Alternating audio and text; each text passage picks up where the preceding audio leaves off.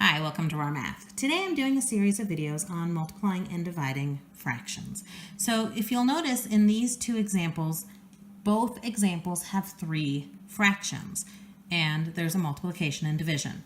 What I like to do with dividing is I like to put a square around the division sign and whatever comes directly after it. That way I know exactly which of these three fractions have to be flipped. Only one gets flipped. The division can only affect one fraction. So I'm going to rewrite these so that it's flipped and I can see all three fractions and how they're supposed to interact. Before I do that, I am going to note that a negative times a negative is a positive, and I'm just going to say positive, positive. That way I have one less thing, one less symbol to deal with. Okay, so I have 4 over 9 times 1 over 3 times, and I find the reciprocal, I flip this fraction, 7 over 6. Okay, now I need to reduce. 4 doesn't go into 9. Anything in the numerator can reduce with anything in the denominator. The numerators are all on the same side, so they don't reduce. The denominators are all on the same side, so they don't reduce, but top to bottom, that's where our reducing happens. Well, 9 and 4 don't have anything common. 4 and 3 don't have anything common. 4 and 6 do. They have a common 2. So if I take a 2 out, 4 divided by 2 is 2, and 6 divided by 2 is 3. I've done all the reducing I can with the 4. Now 1 is as low as it goes, so there's nothing I can do there, and 7 is prime, and 7 does not go into 9 or 3. So now what I really have is just 2 times 1 times 7 in the numerator, and 9 times 3 times 3 in the denominator, which is going to be 14 over 81.